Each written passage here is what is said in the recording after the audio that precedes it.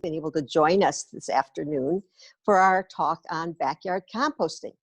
Some of you may have already done some backyard composting. Some of you, this may be a brand new subject. So I'm going to try to aim this for people who have an interest in backyard composting but may not know a lot about it. If you have any questions, use your chat box. We will get the answers to you. Don't think anything is beyond us answering. Believe me, we would love to answer your questions. Okay, next, Siriana.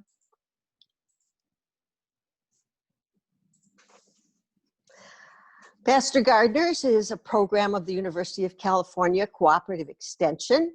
We are here to help home gardeners with any of their issues they have on their gardening or horticultural practices. That includes sustainable landscape practicing, pest management, how to grow vegetables, how to grow plants. Some of our important items that we're interested in right now and getting a lot of public participation in is fire-wise gardening and also drought-tolerant gardening. Okay, Siriana, let's move on. First of all, we're going to talk about what composting is. Then we're going to cover how it happens, how it works, the various advantages, and then how you as a human being are going to be involved in this. We're going to talk about the various methods and then some troubleshooting and resource information toward the end. Our talk will take a little less than an hour, and we will leave some time to answer some questions that you've put into the chat box at the very end. Thank you. Next one, Siriana. Okay, let's think about what composting is. It's really recycling nutrients that are in the plants already. Unlike things like when we eat a banana, we get the potassium from the banana. But the plants don't have mouths, they can't eat potassium, so they have to get their nutrients other ways. The way they do it is through the roots in the soil. So we put our food scraps and our garden scraps together, and the microorganisms turn those scraps into compost that contain those nutrients that were in the scraps. Now, this includes not only major nutrients like nitrogen, carbon, and potassium and phosphorus. These are the three big nitrogen nutrients that you'll find on most garden packages of fertilizer. But they also contain all of the micronutrients. And by those, I mean things like calcium, magnesium. So those may sound interesting to you. If any of you take multivitamins, which I do, if you turn that package of multivitamins over, it's got a long list of all of those nutrients there. You need them. The plants need the same thing. But it's harder for plants to get those micronutrients except in compost. So the microorganisms convert the food scraps and the garden scraps into compost. You put the compost on the soil, it grows delicious food, which you eat, and that turns into more scraps. So we're recycling those nutrients. Okay, Siriana, let's move on.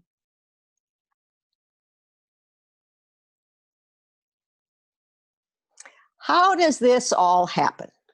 The main actors are microscopic critters that you can't even see with your bare eye. Bacteria, mold and fungi. Another one that maybe you haven't heard very often called actinomycetes. Then there are larger ones that you can see with your eye, earthworms, slugs, snails, millipedes. Then we're going to talk about some secondary ones that you also can see. And what it does is it takes a village in the compost pile to make this happen. They intake the food, various levels. The first three listed there, especially the bacteria and the fungi, do the majority of the work of breaking down the food scraps and any other organic material. So that includes, they are really hard workers. Now they have been doing this for as long as this earth has existed. That is one of their major roles in this earth, is to break down large organic matter. They're just doing it in the context of a compost pile instead of out there in the large world. They do the bulk of the work, 90% of the work is done by bacteria, fungi, and actinomycetes. Then we have earthquakes, millipedes, slugs, all the secondary ones who come in, and they're in there to eat what the bacteria and the fungi put out, those products. So they're kind of the second wave of decomposers. So all of these bugs are in there doing the primary amount of work. 95% of the work is done by these particular critters. All right, and you all may have some questions, but it's really important that we remember this multi-step process that takes place by these decomposers, and we're going to talk more about them.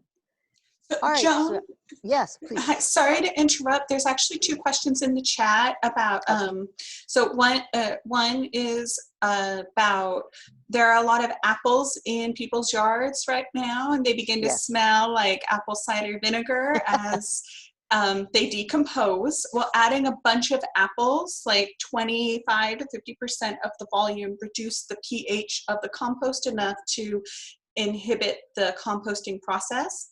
There's a second question kind of related, but it's about lemons. Should they leave lemons to decompose naturally? So 2 fruit questions. Okay. First of all, these are really great questions, and it gives me the chance to tell you what really is causing compost to happen is as these decomposers consume apples, lemons, anything that is from an organic source, they're putting it through their gut. Let's take the earthworms as an example. Earthworms don't have teeth, but they consume what is in the soil or in the compost bin, and then they wiggle back and forth, and that causes their gut to decompose that material. And it's what comes out the other end that is actually compost. Young people who I've taught at schools, they love this idea that it's really the poo that comes out of the earthworm that makes up the compost. And while it's gone through this process, they have digested all of that material. So it doesn't make a huge amount of difference as to what goes in the front end. It's what comes out the back end that's important. And that's the case for all of these.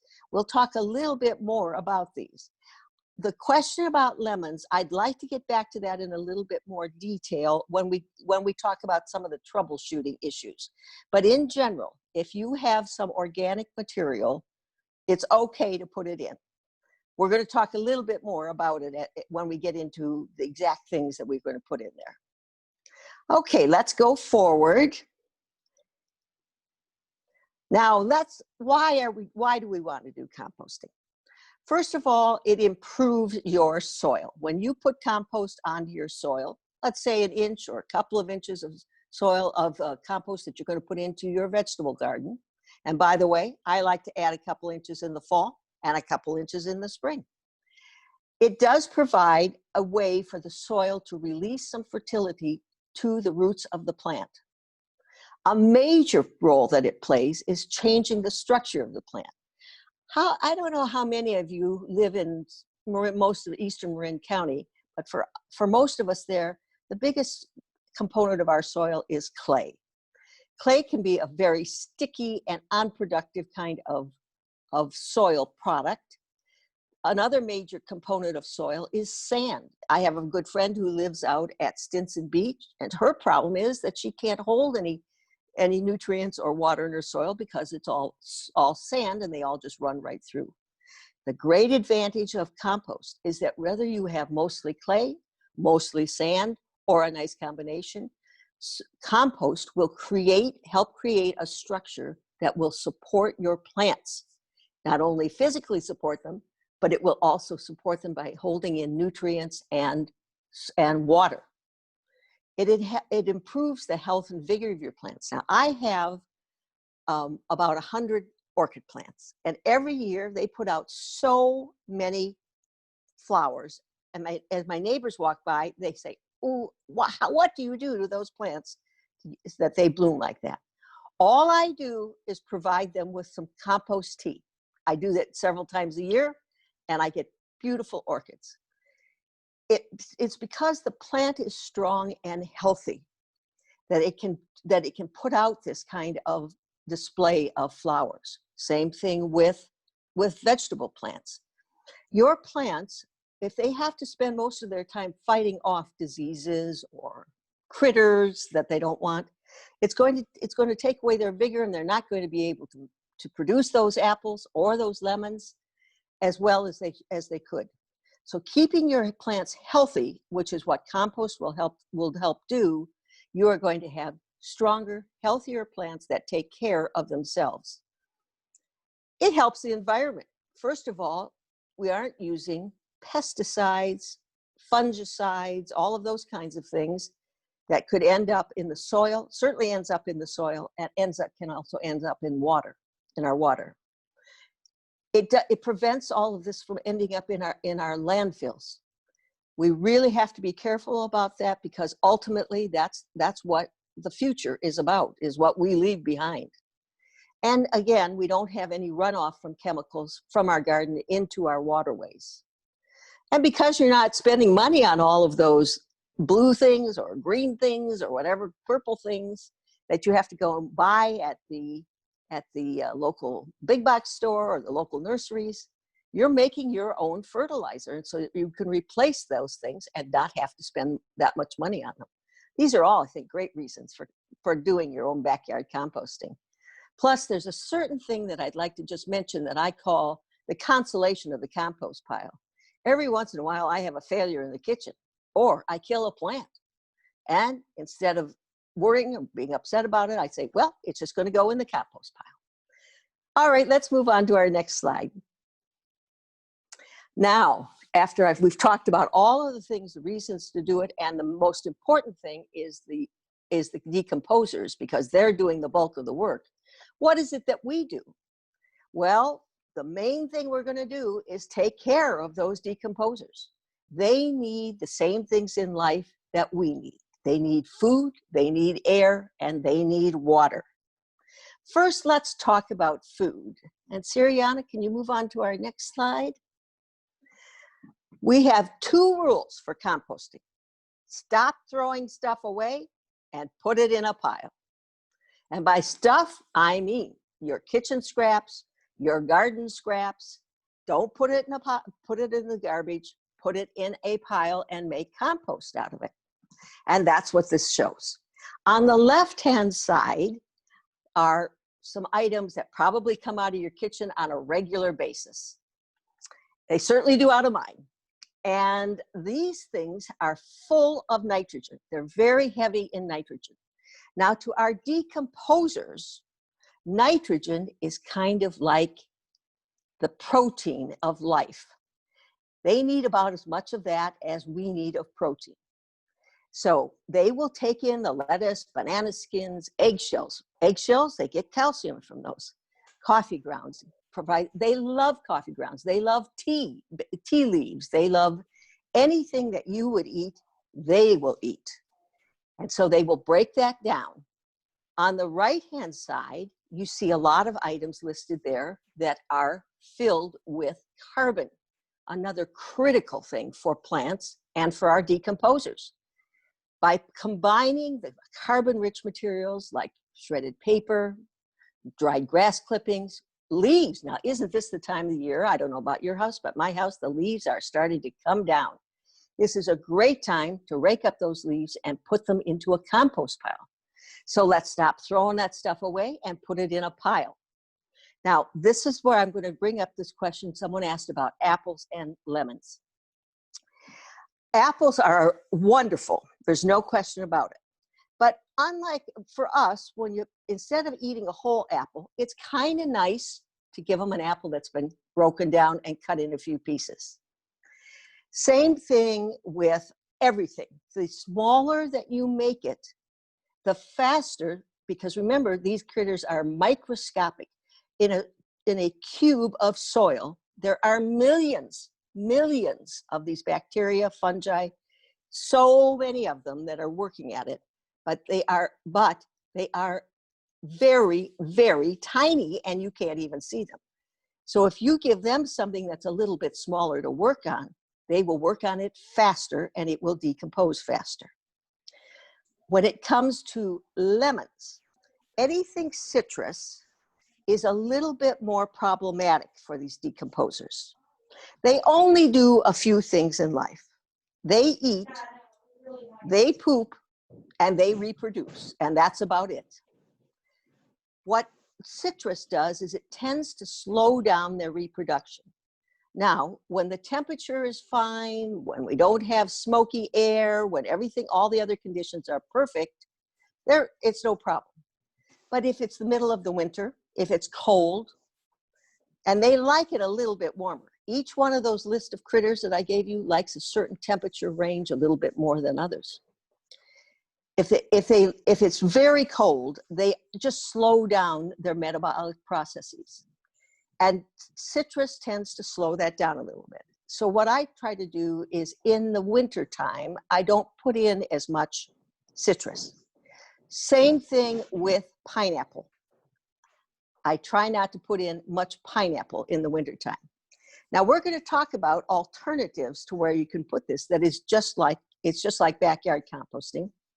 But for right now, that's the answer to the lemons and the apples. This is still a great time to your compost pile. Joan, All right, so sorry to interrupt again. There are a few more questions in the chat. They're also kind of related together, so I'm going to say them both together. So one is, does composting actually replace pesticides? Will it stop bugs from attacking the plants?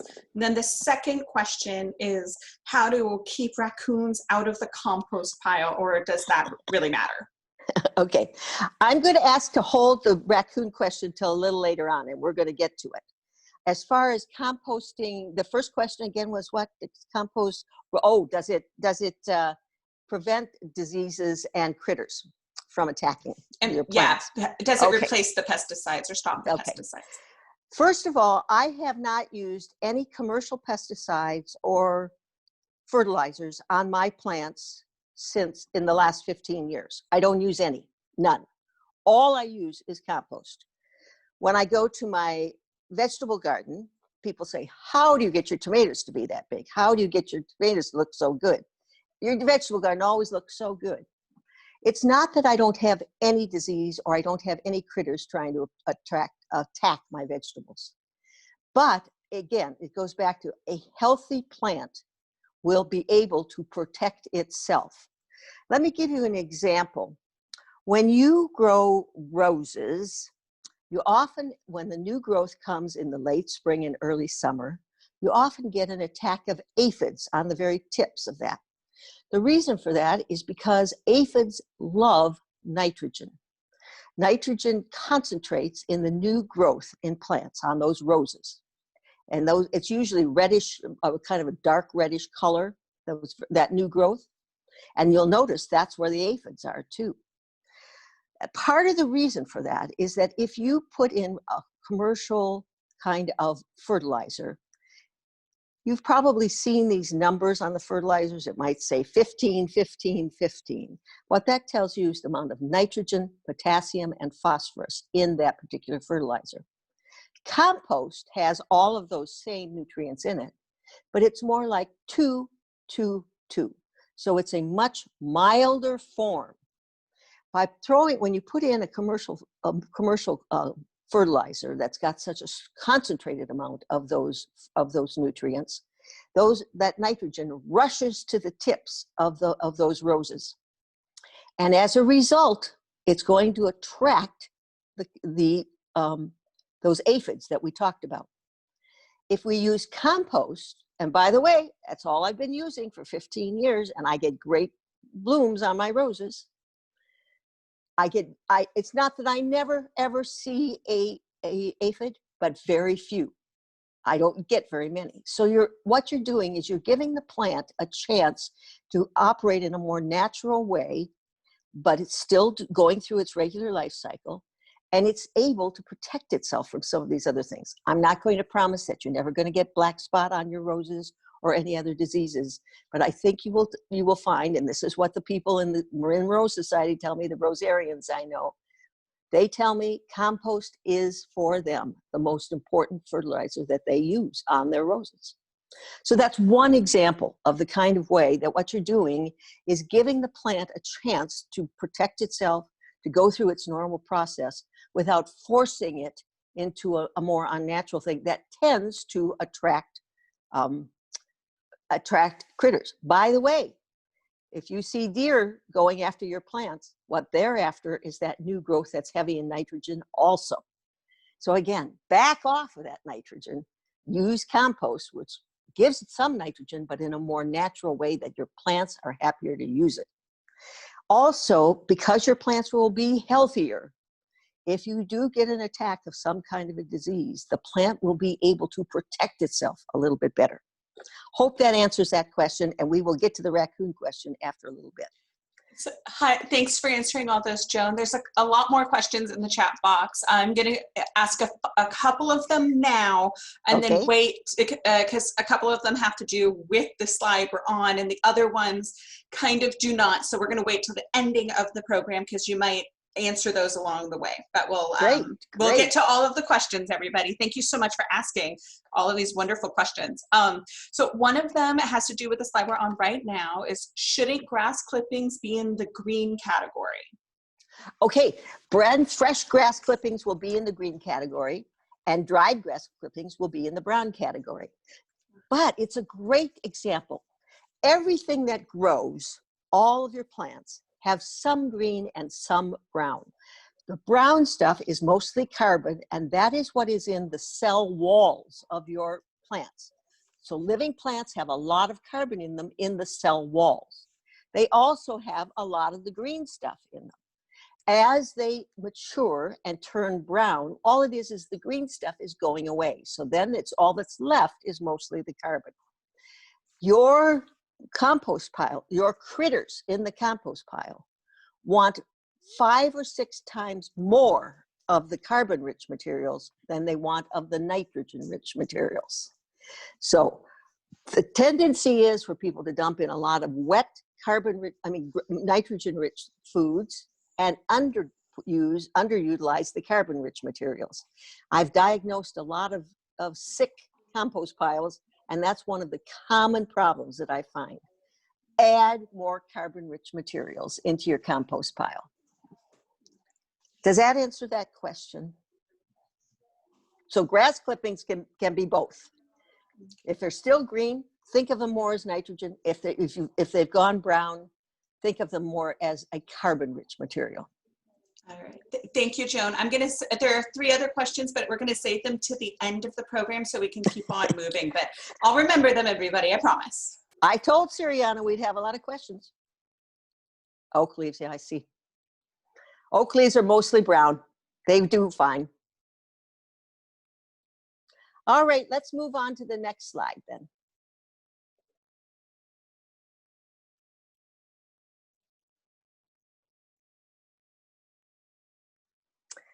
Okay, now we're going to talk about the various methods that we have. Remember our 2 rules: stop throwing stuff away, put them in a pile. The main thing we're doing is trying to take care of the critters. Oh, by the way, we didn't go back and talk about those other 2 things, but I'll talk about them now. One of the things we want to do is to provide air to these critters. The main way we do that is by turning the pile.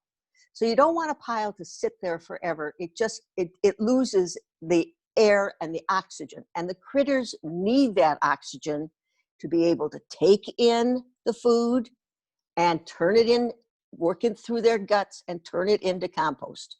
And sometimes it might take a couple of steps. Then after those critters, then maybe the earthworms come in or the springworms come in, and they do some more work on it. So we've got to make sure that we've got air in there. And there are various ways of doing that, but the more air they have, the hotter the action is going to be. And the first group of items I've got there are called hot and active. And that includes bins, piles, and tumblers. The reason they stay hot is it's a chemical reaction that is created by the decomposers consuming the food with oil, with water, and with oxygen, and through their gut, and turning that into compost. And a byproduct of that is heat. So it doesn't have anything to do with it being in the sun or out of the sun. As a matter of fact, most of these should be out of the sun. It's much better to have it be in the shade. The heat comes from the chemical reaction that is being created by the decomposers. So we want to keep the piles, the tumblers, everything turned so that more oxygen gets into the pile. And so I'm going to give you some examples of the bins, piles, and tumblers. But bins are like just a big square bin, or could be a piece of fencing that you put around a pile of leaves, for example. You can just do a pile of leaves. So this would be a pile also. And then tumblers are devices, and I'm going to show you some example that you would turn, and that's how you would get the air into them. And inside of the tumbler is you would put the food, and that's where the decomposers are and doing the work. People ask me, well, where do I get these decomposers? Believe me, they are everywhere. You don't have to get them. They come in on the material that you're putting in there. I will tell you there are some situations where you might want to buy worms, for example, and I'll get into some specifics on that. The cold and passive methods rely a little less on oxygen, but they are important. Let me just go back to the hot and active. Even hot and active needs water. And when I say water, what I mean is when you put food into your pile or your tumbler or your bin, it will have some liquid in it already. But you need to keep it about the dampness of a sponge that you've wetted and then wrung out with your hand. Then look at that sponge. It's not dripping water. You don't see water on the surface, but it's damp. That's what you want. You want the feeling to be damp. So what that means is where you put your bin, your pile, or your tumbler, make sure it is near a source of water. It would be awfully hard if you had to bring in, let's say, several gallons of water every other day. And that's what can happen when your bin or pile is particularly active, when you first put it together. Those temperatures, as a matter of fact, if you were a commercial composter, the requirement by the state of California is that they keep the temperature of their piles up over 130 degrees for 9 days straight, 24 hours a day for 9 or 10 days. And there's a reason for that. It kills any bad bacteria or any seeds that might be in there are killed by keeping it over 130 degrees for 9 or 10 days. But that gets to be pretty hot. Backyard piles, unlikely to get to 130 degrees for 9 or 10 days. If you can get yours up to 110 degrees, you're doing a very good job. Okay, how do you know if it's 110 degrees? Well, they make compost thermometers. They like an instant read thermometer at one end, and then it's got a great big long probe that you stick into your compost pile. I have to tell you, they're a little expensive, and I've lost a few. What I do is I just take my instant read thermometer from the kitchen drawer, I put it in a plastic bag, and I stick it down into the pile. 5 minutes later, I come and take it out, and it gives me the temperature of my compost pile. I just don't want you to worry too much about it, though. Let's just try to get this going in the right way, and then we'll talk a little later about how to do some troubleshooting if it's not doing everything you want it to do. Hot and active, those are bins, piles, and tumblers. And I'll show you some examples. But before I move into that, I want to talk about some other methods. Cold and passive, they're just as effective. They just take a little more time because they don't have as much oxygen and they aren't as hot. They don't get as hot. Let me talk about pit or post composting. This is where you dig a hole in the ground, you put your compost material in the hole, you cover it back up, and 3 or 4 months later, you come and you look in that hole, there's nothing left. It's all soil. It looks like soil, but what you've created is compost in that hole. Now, I'll tell you when I use this. When I take my tomato plants out in the fall, I usually start to create a hole every time I take one out. So I use these holes as the beginning, and I try to dig down 10 or 12 inches. The reason for that, and this gets back to the question about raccoons, Raccoons are very, very clever. And if you don't put 12 inches of soil over those food scraps, they're likely to find it. I not only put 12 inches of soil over the food scraps, I usually put a stepping stone over it too, to discourage them a little bit further. So what we're doing is we dig a pit, dig a hole. Let's call it a hole. It doesn't have to be more than 12 inches, and it doesn't have to be wider than, let's say, 10 or 12 inches wide. Put your food scraps. Now, I particularly like to do this when I take my tomatoes out, because that's usually the time we start having some bigger meals at home, and I have more food scraps left over. I put them in the bottom. I fill it back up with the soil that I've dug out. I put a stepping stone on top. That's optional. The other thing I do is I put a little stake right there to let me know that I have done that. Then a week later, I take out another tomato, do the same thing. And over the space of late October into November and early December, I've taken out all my tomato plants and other summer vegetables, and I've got all these little stakes all over telling me where I have my pit compost. I usually do this in my vegetable garden, but it works anywhere.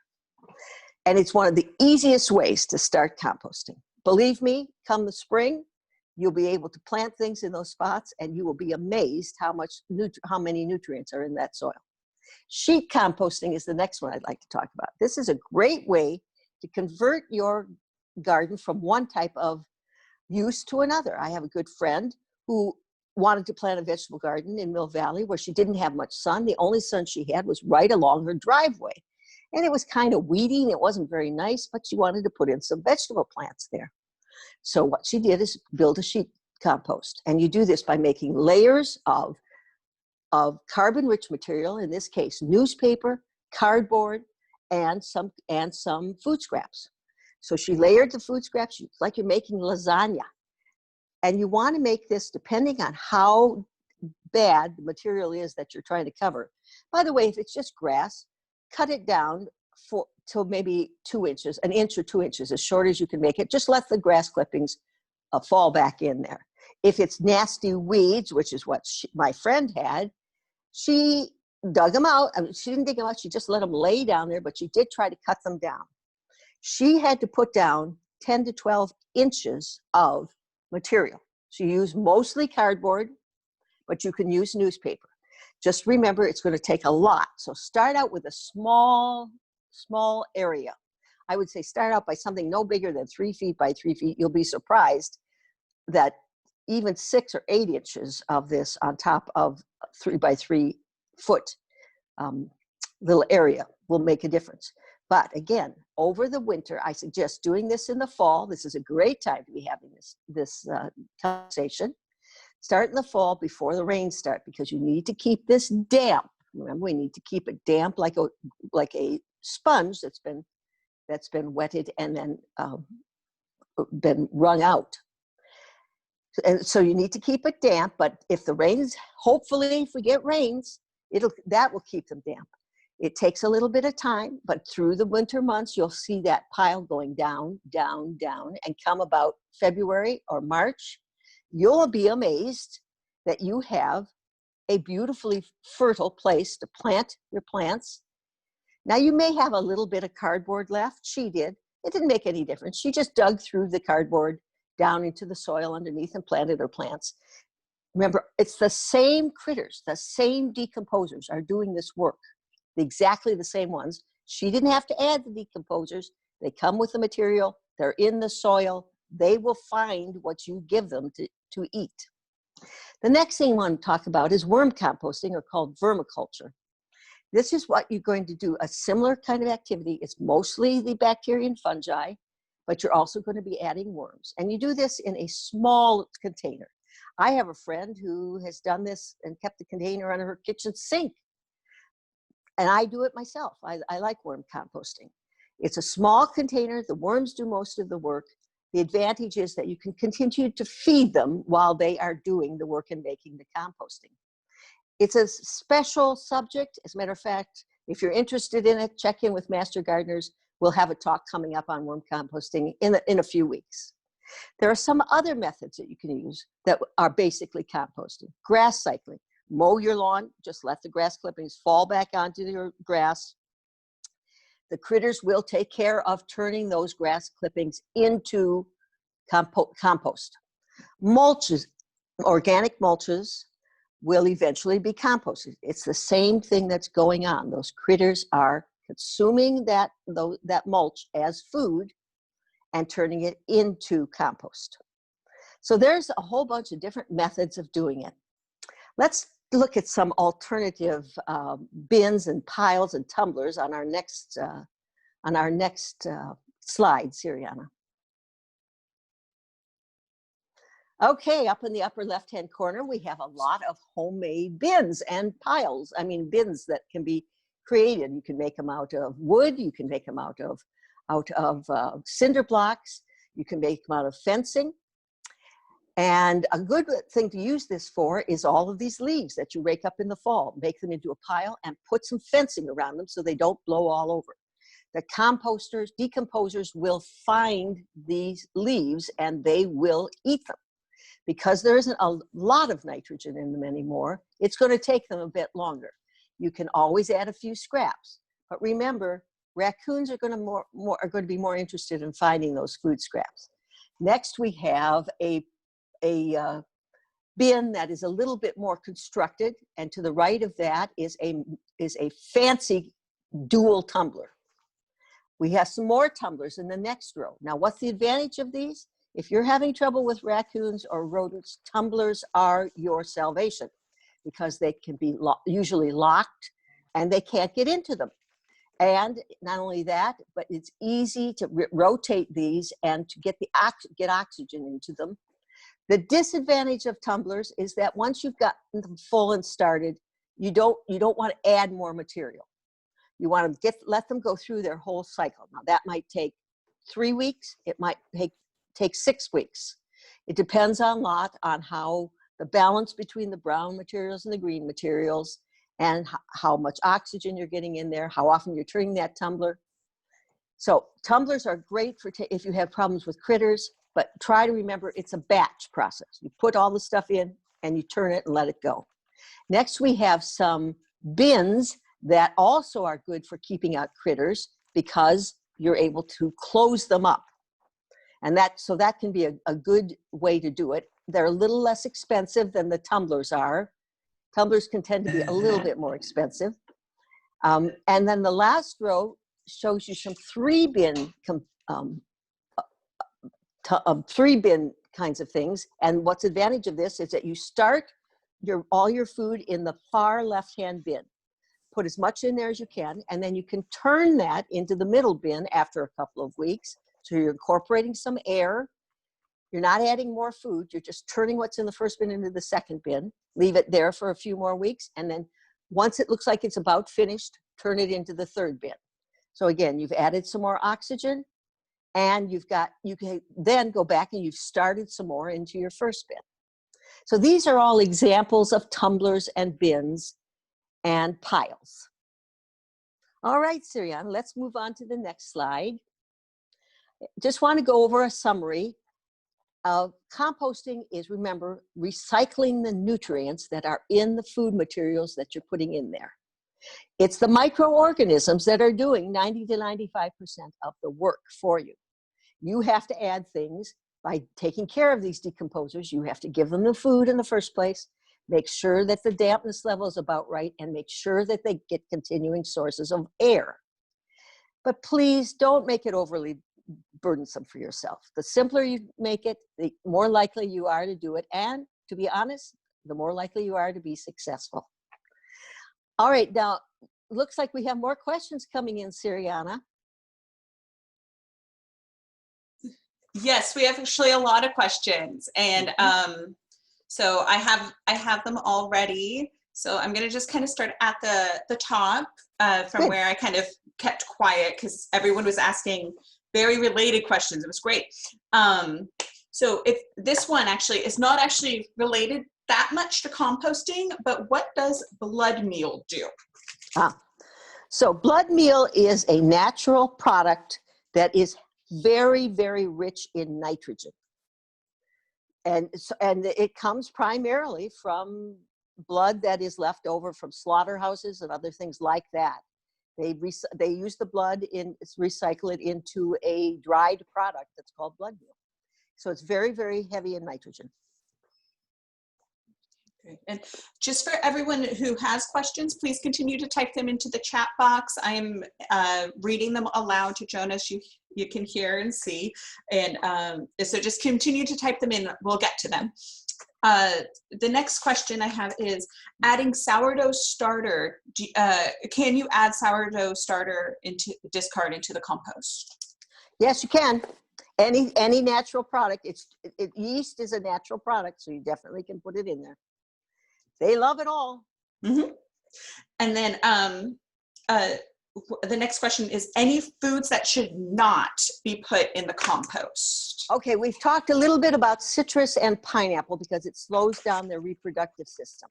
Backyard composting, I also recommend that you avoid and dairy products. And the reason for that is not because they won't compost. They will absolutely compost. But it will be more attractive to critters like raccoons. They definitely will smell that and they will try to get at that. Now, the reason I think this is an important thing to talk about is because we have other sources of doing composting here in Marin. I hope most of you have access to a green bin where you can put in your garden scraps, and that's also the place to put anything that you don't want to put in your backyard compost, and that would include bones, it would include meats, dairy products that you don't want to include in your own compost pile. Remember, it's not that you can't do it. They work the same way. The critters love them. They will decompose them. They will do it. But they do have a tendency to attract outside critters, rodents and raccoons, that kind of thing, to your compost pile. That's the only reason I would be concerned about it. And then the next question is, are oak leaves okay in the compost pile?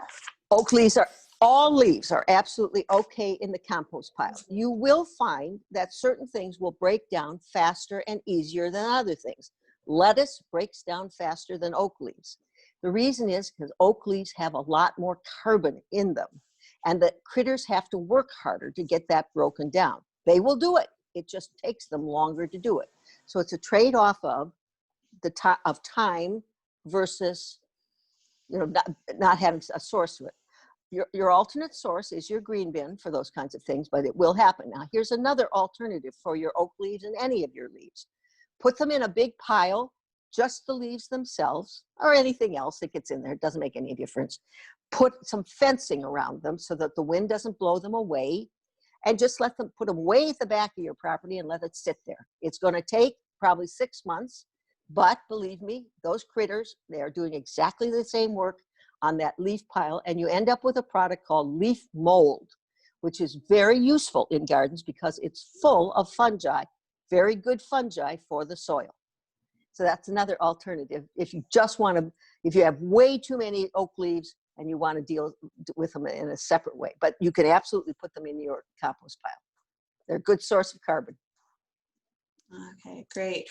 And the next question is asking for more clarity on the green-brown bin, the green-brown categorization. When things turn brown, the nitrogen hasn't evaporated. So what's really going on here? Yeah, the nitrogen has significantly decreased if it's brown. So let's talk about, we were talking about grass clippings. Grass clippings start out green. They have both nitrogen and carbon in them. After a couple of weeks, they're almost all brown, and that's because all that's left is the cell structure of that grass, of those blades of grass. And the cell structure is mostly carbon. So that's what's left after it turns brown. The green, which is mostly nitrogen, has gone away. Same thing with leaves in the fall. They start out green. That means they've got a lot of nitrogen and carbon, which is the cell structure. When the green goes away, the carbon is what is left, and that's what you see, and that's mostly carbon. Okay, thank you. And then, but remember, you want all that carbon. You want that carbon in your compost pile. You need a lot more carbon than nitrogen-rich materials. All right, and then the next question is, do you have a brand or type of tumbler you would recommend? I'm not in a position to recommend any particular brand of tumblers. There are so many of them out there on the market. I would suggest talking to friends who you know who have them, but I'm not in a position to be able to recommend them. Sorry, a particular brand. Okay. And then this question was done it was asked, I believe, in the methods slide. What about paper towels? Paper towels, anything paper that is, any product that you use with food, paper plates, paper towels, that's fine, including things that you get on the takeout containers. However, make sure the paper plates and the takeout containers are not coated in plastic. These critters do not break down plastic, except it takes years. It happens, but it takes years.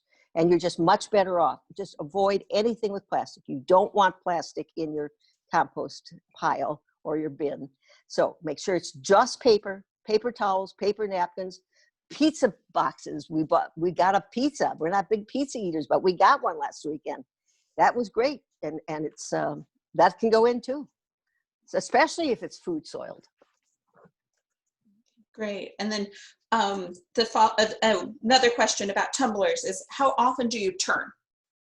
Okay, so the more often you turn, the faster you're going to get compost. So if you turn every day, you're going to get more often than if you turn once a week. I try to do it at least once or twice a week. By the way, the best approach I find for composting is to have a combination of these things. I have a tumbler, I have a worm bin, and I have access, of course, to a green bin that I can put in, that I can put the things that I don't want to put in my tumbler. I have to tell you, my worm bin, they get the best stuff. They get the lettuce, they get the banana peels, and the thing they love the most, I can't get over how they love melon rinds. By the way, I cut them up into smaller pieces, like 1-inch pieces for my worm bin, because it's much smaller than my tumbler is. Thank you. The next question is, do you recommend putting compost around the base of fruit trees? I recommend compost around anything except for succulents, and be careful on native plants. So it's great for fruit trees. Now, make sure that you keep it back from the trunk, I would say 5 or 6 inches. Where you want most of that nutrient to be going is out where the roots are the most active, and that's at what they call the root, the drip line of the tree, which is, if you take the outside leaf diameter of the tree and go straight down to the soil, that's where you've got the most active roots going on. And that's where the compost will do the most good. But keep it back several inches from the trunk, but yes, definitely works great. Especially, and don't forget to pick up all of those apples, peaches, pears that you have, and persimmons that are falling off the tree, and put those in your compost pile. Great, thank you. The next question is, how do you make compost tea? Okay, compost tea is a product of compost. You take a certain amount. Let's say if I were going to buy, I'll tell you what works great for old nylon stockings, or also bags that you can get with potatoes and onions in them, not the ones that are plastic, however. Put about 1 pound of compost in there, stick it into a bucket. I actually have an old 5-quart cooler, a water cooler that I got from the away station in Fairfax that somebody didn't want anymore.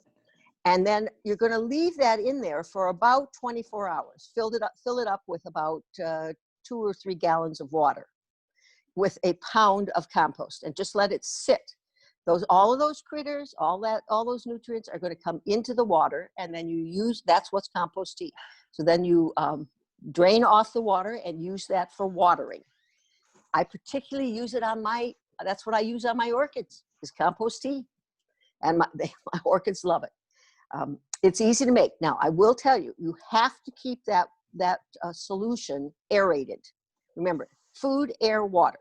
The way you keep it aerated, the way I do it, I have a compost tea maker. As I said, I got the bin from Fairfax, from the away station in Fairfax, is I bought one of these little aquarium bubblers, and I put that into the bucket while I'm making the compost tea.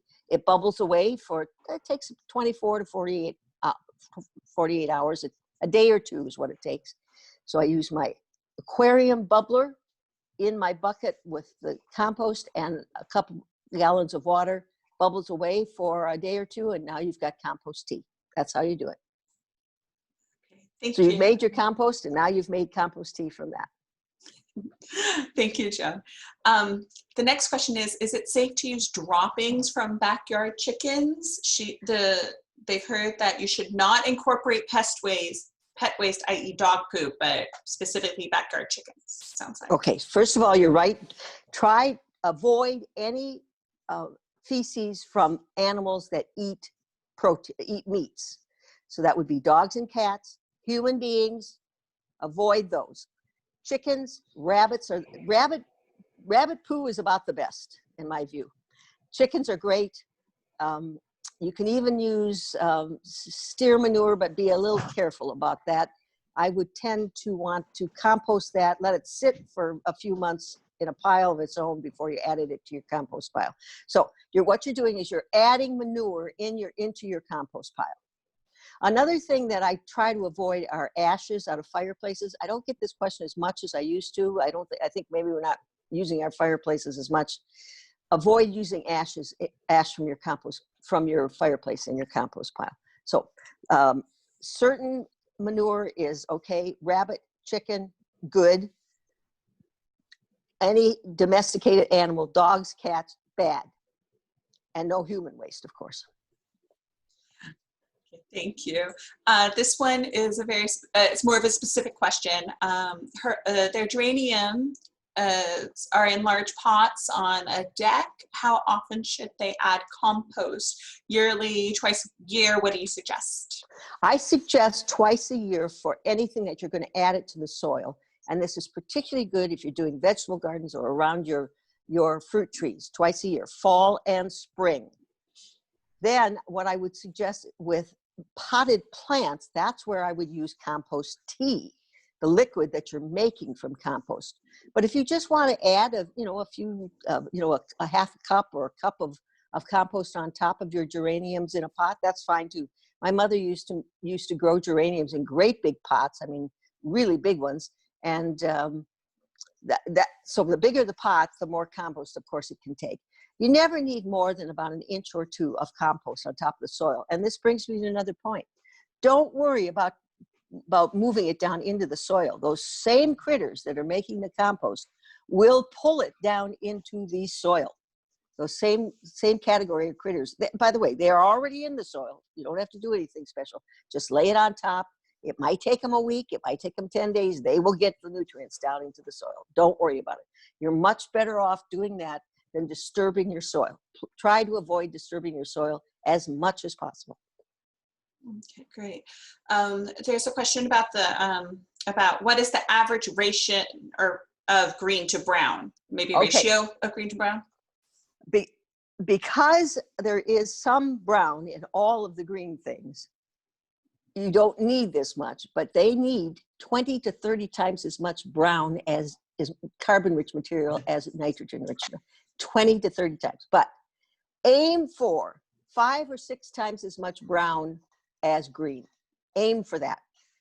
I like to use the shreds from my paper shredder.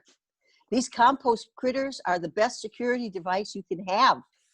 They gobble up everything. And they particularly like the shreds out of my paper shredder because it's tiny. They can nibble around the edges. So and that's almost pure carbon. Just avoid anything that's got shiny paper, or try to just stick with newspapers and that kind of stuff you get in the mail. No plastic. Take the plastic off. Get rid of the plastic. Okay, how are we doing for time, Siriana? We have just a few more questions, and one of them I think you already answered. This one, but it was about 10 minutes ago. The question was asked 10 minutes ago, so you might have answered it already. Are Japanese maple leaves okay? Oh, Japanese maple leaves are great. Okay, and then the next question, I think you also answered this, but you might have answered it after she asked the question. How often do you turn a compost pile? Right, again, the more often you turn it, the faster you're going to get compost. So if you want to turn it every day, go for it. I turn mine once or twice a week. You know, all of these things are, we all have a lot going on in our lives right now. Do not beat yourself up if your compost pile fails or your worm bin fails or something like that. Dump it out in the garden and start over again. It's just a trade-off between how much time can you give to this activity versus the other important things that are going on in your life. Remember, it's those critters that are doing the work for you. Just do the best you can to take care of them. So there are 2 more questions, and then we'll stop with the questions for the day. Can you make a worm bin in an old cooler? Yes, you can. And then how do you measure the quality of the compost? Okay, well, there are various ways you can do it. The same way you would measure the quality of soil. You can have compost tested officially. First of all, I would suggest monitor what you are doing, what you are putting into your compost at the beginning, at the front end. If you're putting in about the right stuff, then you're probably going to end up with a pretty good product. Then look for various signs, like is the smell good like earth, or is it bad? If it's bad, something's going wrong. So use your own senses on this kind of thing. And by going wrong, I mean, probably it means you need to turn the pile, get more air in it, or you need more carbon. This is something I have diagnosed in so many backyard piles where the pile is really smelly. Throw in there get your neighbor's newspapers, shred them up or tear them up and get them into that pile. Get more carbon into that pile. So use your own senses. Do it in the beginning, put the right ingredients in, use your own senses in it, and don't forget that thermometer trick I told you about. That will help you decide how hot your pile is getting. The hotter you can get it, the better compost and the faster the compost at the tail end. And ultimately, if you want to send it in to a laboratory to have it tested, be my guest. They're the same people who do soil tests. Okay, our last slide, I think, is about some resources for